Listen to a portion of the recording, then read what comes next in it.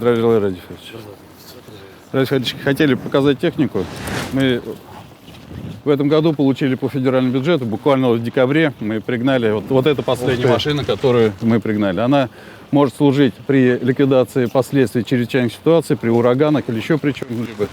Это стрела своя. А растаскивать машины или нет? Нет? Может и растаскивать машины тоже, приподнимать что-нибудь, поднимать, люлька вешается для того, чтобы фасады ремонтировать или еще что-либо. И даже бур есть для того, чтобы столбы освещения, допустим, поставить или еще что-то. То есть аварийно-спасательный автомобиль. Буквально. Такого не было, да? У нас еще такой не было. Мы спецчасть ее поставим, и она в круглосуточном режиме. У него какая? Вот сколько он поднимает? 7,5 тонн. Ну, машину, то есть, он может поднять, да? Да. На 17 метров стрела. Бур спокойно, до 8 получается метров. Здесь, да? И для боевого расчета отсек тоже есть. То есть мы бригадой можем, командой сразу выехать на ликвидацию. Еще не выезжали никуда? Нет, буквально 2 дня назад. Это как пандемия пошла, мы запросили автомобиль, который может территорию обрабатывать. Вот сейчас она пришла. А вот то, что мы нанимали... Товарищ, это все 12 машин, все новые, только Все они новые, да. Мы ее только получили для санитарной обработки территории. То есть мне сейчас не нужно там коммерсанта приглашать? Нет, только растворы взять, и мы можем обрабатывать. 8 тонн вывозит с собой, и можно территории даже обрабатывать. Это, а вот там шланги есть, чтобы внутри? Да, все есть.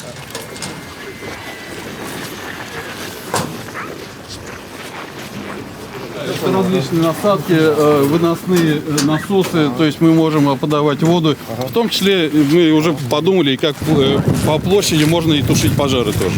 Это получили автолестницу. Сегодня мы ее поставим в спецчасть новую в городе Уфе, а старую мы отправим у нас Красноусольск, неприкрытая автолестница, а там высотное здание есть. 30 метров, это самое короткое. 9 этажей. Да. Но у нас еще на 62 метра. У нас есть и 50-метровые, и 60-метровые. Это вот можем похвалиться. Добровольная пожарная команда Училы выиграли грант у министерства. Им деньги были перечислены, они закупили за 6 миллионов, да? 6 миллионов автомобиль. А базируется в районе или в Учалах? А что обслуживаете? А, вот несколько деревень обслуживаете, 10 населенных пунктов. Это только еще, вот только получили, да? Да. С 1 ноября введен расчет. Урал Next. Лучше пусть она стоит. Мощная машина. Спасибо. Да. Здесь, да, у нас пожарно-насосная станция, она нам 100 литров в секунду она выкачивает воду и подает.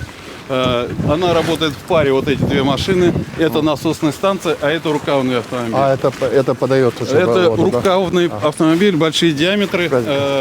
Он может подать линию на 2 километра. А это насос, он качает в паводок, он нас, такая автомобиль нас очень сильно спасал. Тоже новая техника, да? Да, это все тоже новая техника. Это пожарная автоцистерна, но она особенность имеет, она имеет абразив.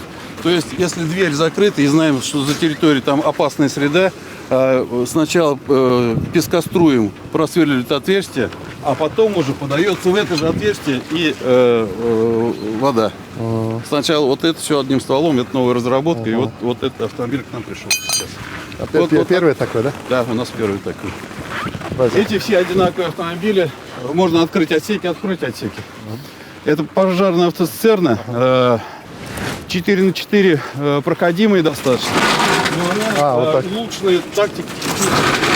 Здесь у нас электростанция, аварийно-спасательный инструмент, домкраты. То есть это универсальная машина? Да, очень универсальная. Стоимость вот этой машины 15 миллионов. Здорово. Просто экипажи обучены. Здесь получается экипаж? Да, здесь у нас носилки и для аппаратов защиты органов дыхания, на все это оборудование. Этих 5 сейчас вот пришло, но на эксплуатацию у нас еще есть порядка 7 таких автомобилей. Это вот такой же, да? Это все такие же, да. Они будут базироваться где? Мы раскидываем в Баймак, Чешмы, Чекмагуш. Здесь в Уфе оставляем. Скажите, пусть не мерзнет. Отбой. На 128 миллионов. Вот эта техника.